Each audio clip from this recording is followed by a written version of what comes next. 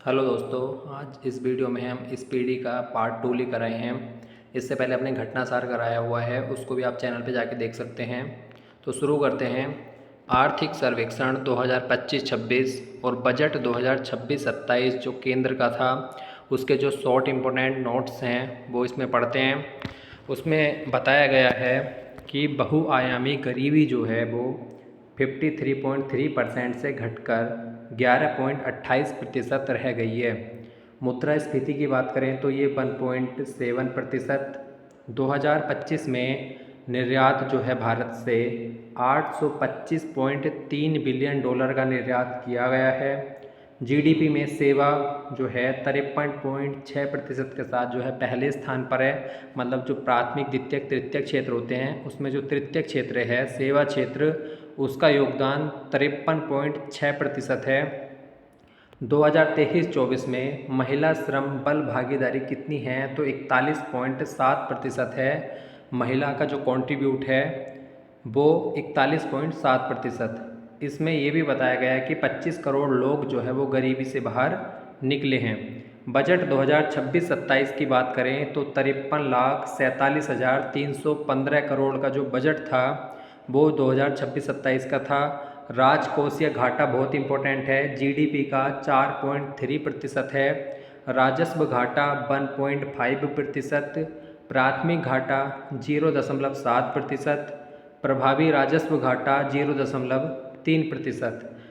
अब इस बजट में से आईटी दूरसंचार को 74,560 करोड़ रुपये दिए गए। ग्रामीण विकास के लिए 2,73,108 करोड़, रक्षा के लिए 5,94,585 करोड़, शिक्षा के लिए 1,39,289 करोड़, ऊर्जा के लिए 1,09,029 करोड़, स्वास्थ्य के लिए 1,04,599 करोड़। सर्वाधिक रुपया जो प्राप्त होता है वो सर्वाधिक रुपया उधार अन्य देयता जो हैं उससे प्राप्त होता है 24%। और सबसे ज़्यादा खर्च कहाँ होता है तो जो करों में राज्यों की हिस्सेदारी होती है वो 22% उसमें खर्च होता है।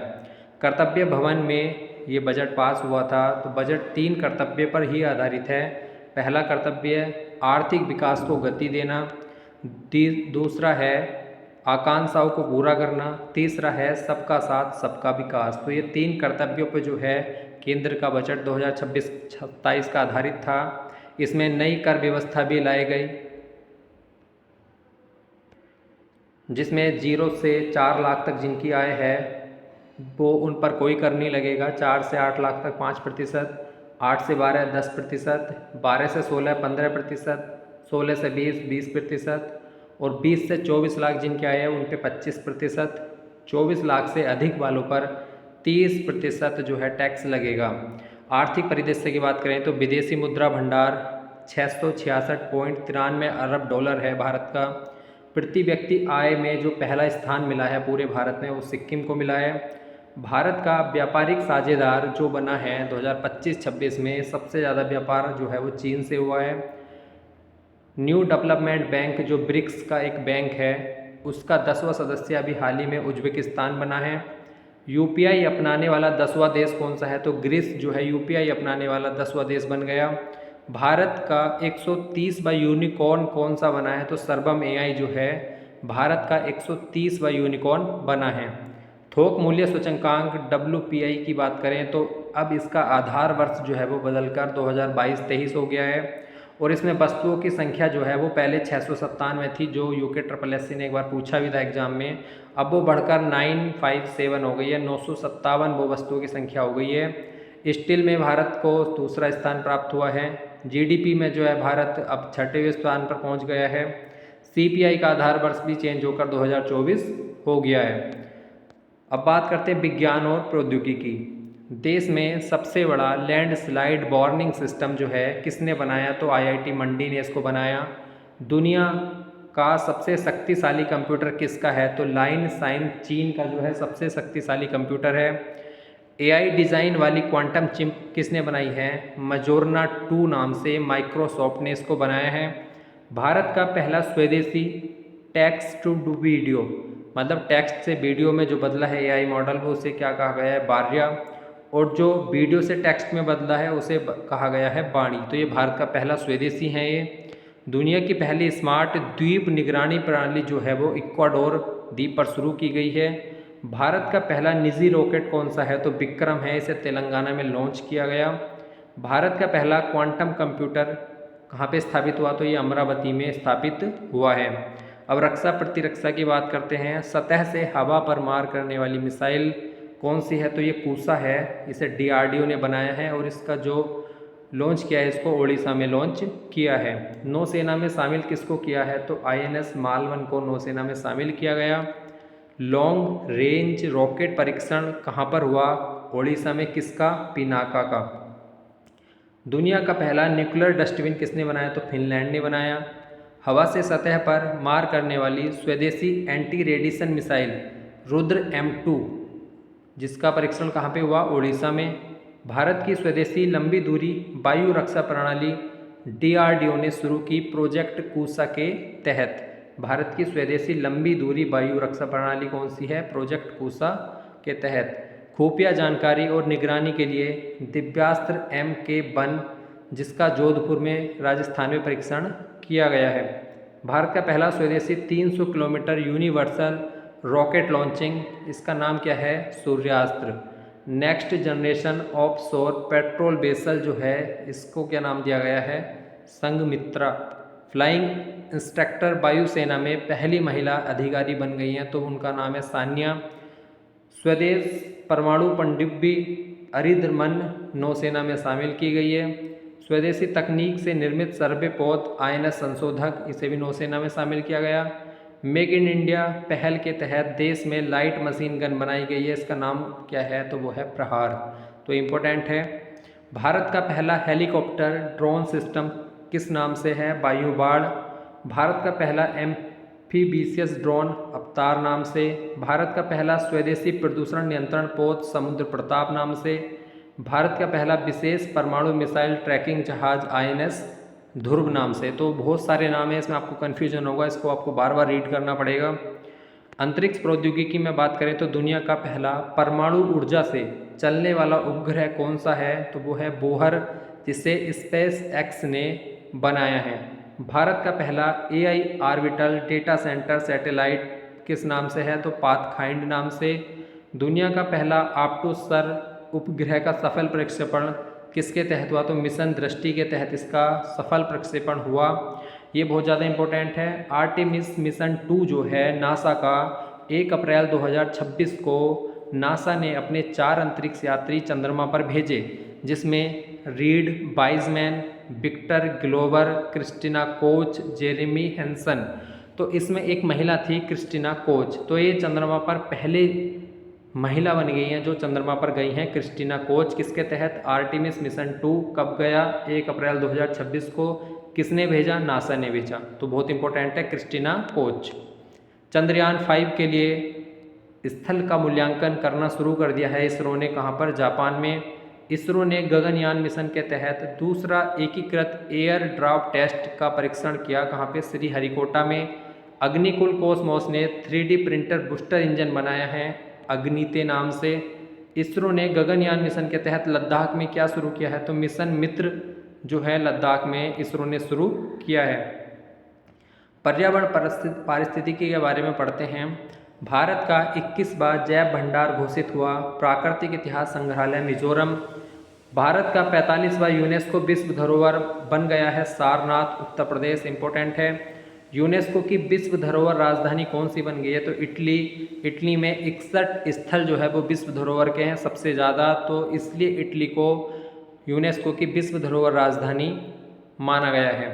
जैव विविधता विरासत स्थल घोषित हुआ है तो बोरू जली वेटलैंड असम में ये जो है जैव विविधता विरासत स्थल घोषित हुआ है। भारत का पहला 3D प्रिंटेड कृत्रिम रीफ मॉड्यूल जो बनाया गया है वो तमिलनाडु में। भारत का पहला मॉडल सीमावर्ती गांव, बहुत इंपॉर्टेंट है, चुमुर लद्दाख में। समुद्री स्थानिक योजना किसने लागू की? तो ओडिशा इसको लागू करने वाला पहला राज्य बन गया।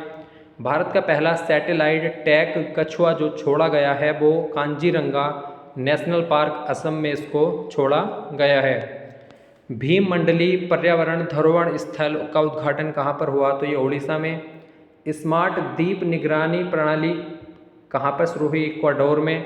भारत का पहला मानव हाथी संघर्ष अनुसंधान केंद्र पलामू टाइगर रिजर्व झारखंड में।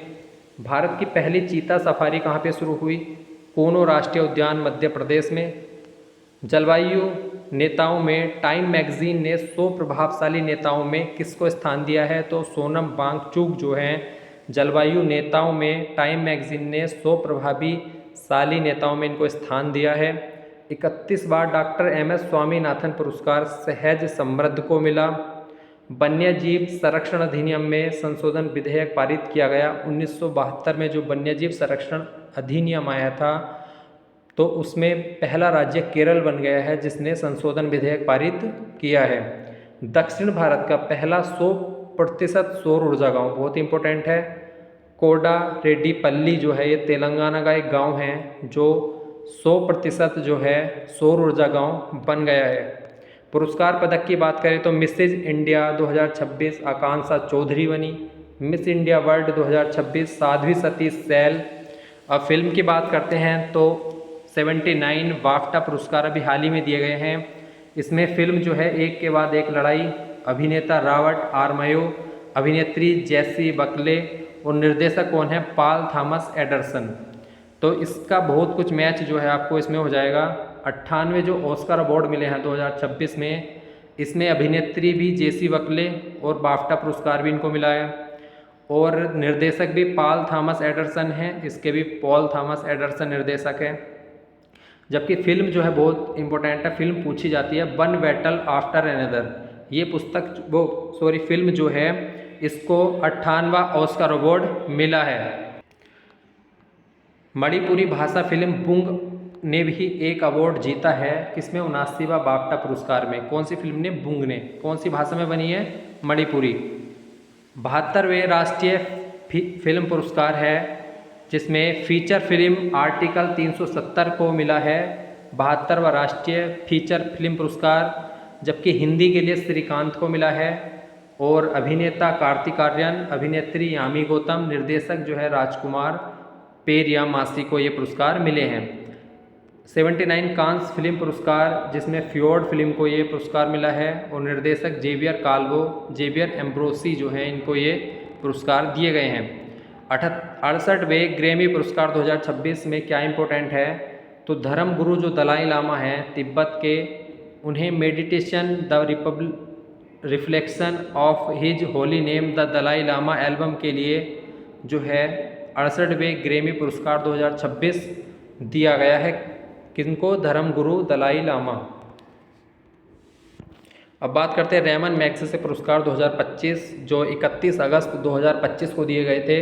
2026 के पुरस्कारों की घोषणा अब 31 अगस्त 2026 को होगी।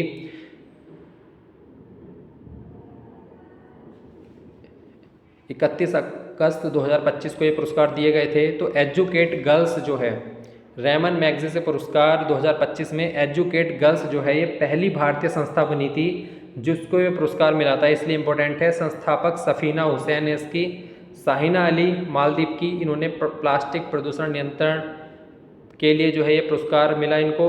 विलानुएवा फिलीपींस की, मनीला गरीबों के उत्थान और सम्मान के लिए इनको पुरस्कार मिला। साहित्य अकादमी पुरस्कार 2025 जो 16 मार्च 2026 को दिए गए। हिंदी के लिए ममता कालिया, जीते जी इलाहाबाद के लिए इनको ये पुरस्कार मिला। साहित्य अकादमी युवा पुरस्कार 2025 हिंदी के लिए पार्वती तिर्की, कविता संग्रह फिर उगना के लिए इनको ये पुरस्कार मिला। पुलित्जर पुरस्कार 2026 लोक सेवा द वाशिंगटन पोस्ट को और इलेक्ट्रिसिटी रिपोर्टिंग और कमेंट्री के लिए आनंद आर के और सुपर्णा शर्मा को जो है ये भारतीय इनको ये पुरस्कार मिला।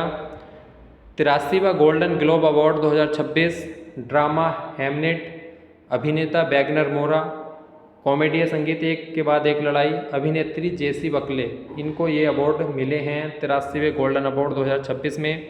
ज्ञानपीठ पुरस्कार अभी हाल ही में मिला है 61वां बैरामुथु तमिल कवि हैं ये। व्यास सम्मान सूर्यवाला को मिला है 34वां उपन्यास कौन देश को बासी बेड़ू की डायरी के लिए। सरस्वती सम्मान राम कुपार राम कुमार मुखोपाध्याय उपन्यास हरा पार्वती कथा के लिए इनको मिला।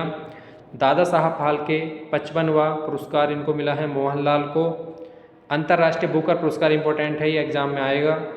2026 यांग सुआन जी को मिला है उपन्यास ताइवान ट्रैवलॉग।